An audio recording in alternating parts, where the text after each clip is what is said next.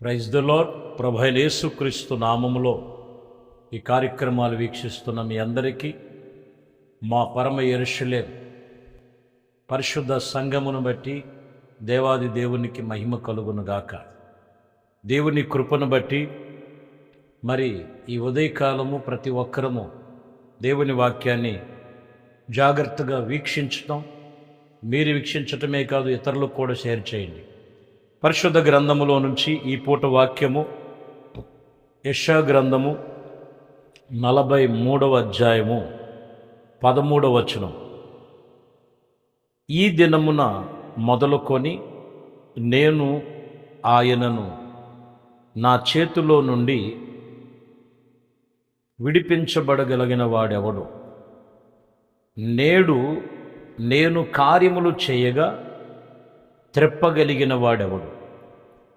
చివరి మాటలో ప్రాముఖ్యమైన మాట, నేను కార్యములు చేయగా త్రెప్పగలిగిన వాడెవడు? చూడండి, దేవుడు చేసే కార్యాలు ఎన్నో గొప్ప కార్యాలు ఉన్నాయి, శ్రేష్టమైన కార్యాలు ఉన్నాయి.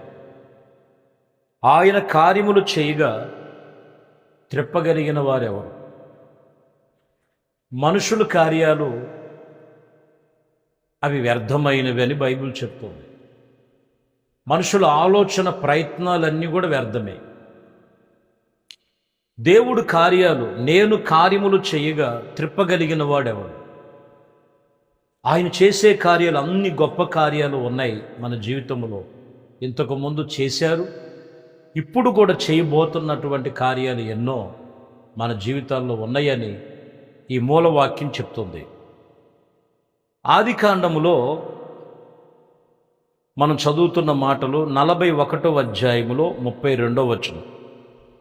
ఈ కార్యము దేవుని వలనే నిర్ణయింపబడి ఉన్నది, ఇది దేవునికి శీఘ్రముగా జరుగుచూ ఉన్నదని, అందుచేతనే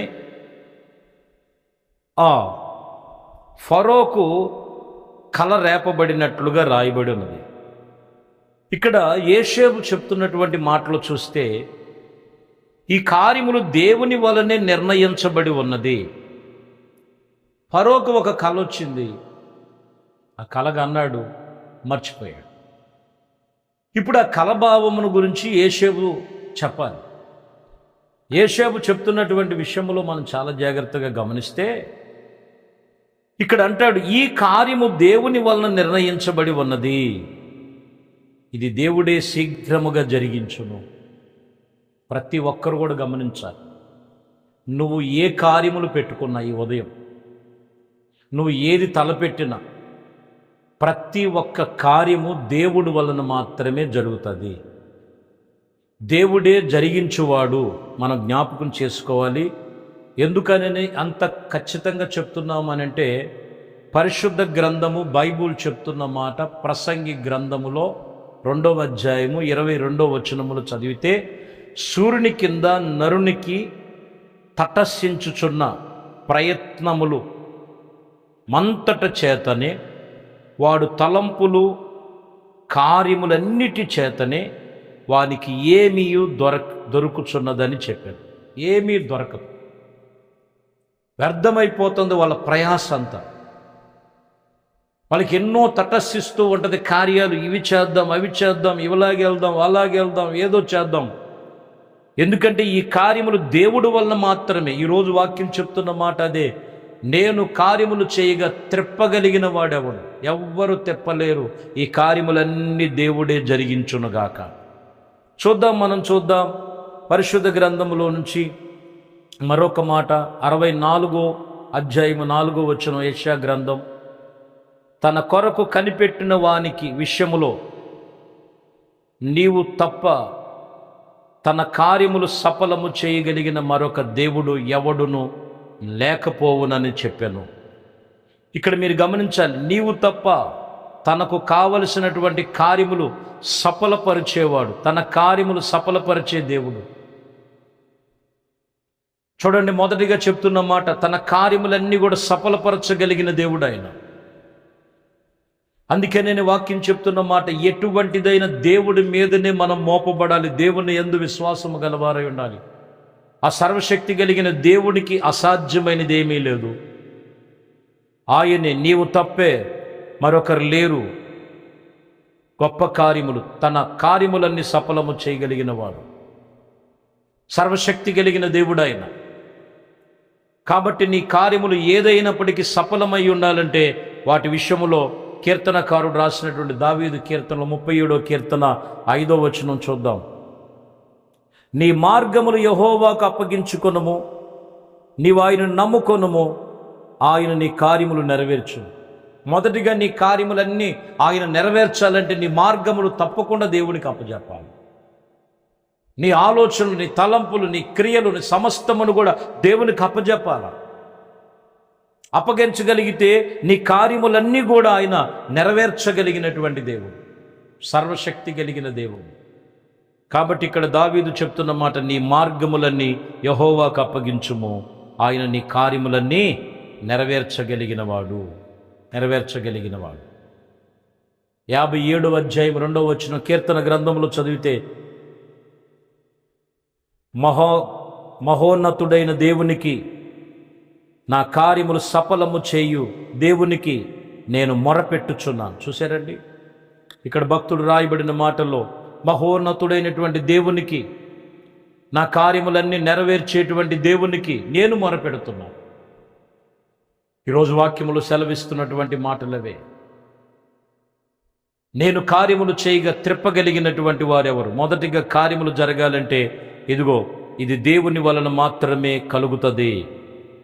నరుడు యొక్క ఆలోచన, తలంపులు అవన్నీ కూడా వ్యర్థములని చెప్తున్నాయి.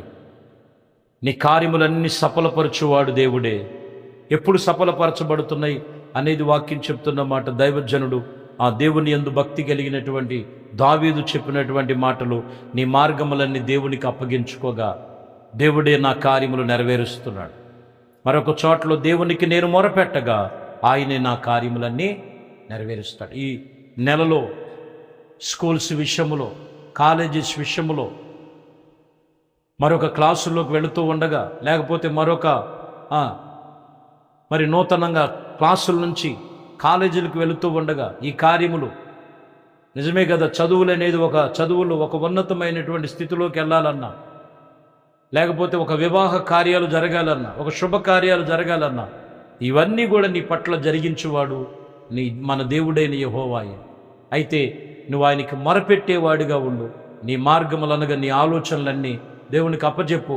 ప్రతి కార్యములన్నీ కూడా దేవుడు సఫలపరుస్తాడు.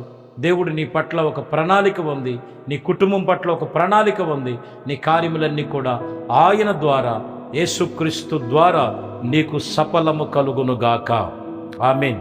ప్రార్థన చేసుకుందాం. నాతో కలిసి ప్రార్థనలో ఏకీభించండి. పరిశుద్ధుడా, ప్రేమ కలిగిన తండ్రి, దయగలిగిన మా ప్రభువా, మీ శ్రేష్టమైన పరిశుద్ధ నామమును బట్టి మీకు వందనాలు అయ్యా. మీరే కార్యములు చేయగా త్రిప్పగలిగిన వారెవరు? అవునయ్యా, నీ సన్నిధిలో మొరపెడుతున్నాం అయ్యా. వారి యొక్క కార్యములు ఆగిపోయినవి తిరిగి నాయన పునఃప్రారంభించండి, కార్యములు సఫలపరచండి. మీకు మొరపెడుతూ ఉండగా, మా మార్గములన్నీ మీకు అప్పగిస్తూ ఉండగా, సంఘములోను, పరిచర్యలోను అయ్యా, ఉద్యోగ వ్యాపారములోను, కుటుంబ జీవితములోను, ఆర్థిక వ్యవస్థలోను, పిల్లల చదువుల విషయములో ప్రతి కార్యములు, తలపెట్టిన శుభకార్యములలోను ప్రతి ఒక్కటి మీ చిత్తమే జరుగునుగాక. మీరే సఫలము చేయునుగాక. మీరే ఫలభరితముగా మార్చబడునుగాక. ఈ ఉదయము ప్రార్థనలో ఏకీభిస్తున్న వారి కార్యములన్నీ కూడా తప్పక నెరవేర్చమని నజరేయుడైన యేసుక్రీస్తు నామములో ప్రార్థించి వేడుకొనుచున్నాము తండ్రి. ఆమేన్. దేవుడు మిమ్మల్ని, మీ కుటుంబాన్ని దీవించి కార్యములు సఫలపరచబడునుగాక. ఆమేన్.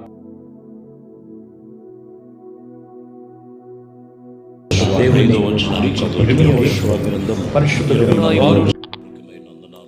తెలియజేస్తున్నాం.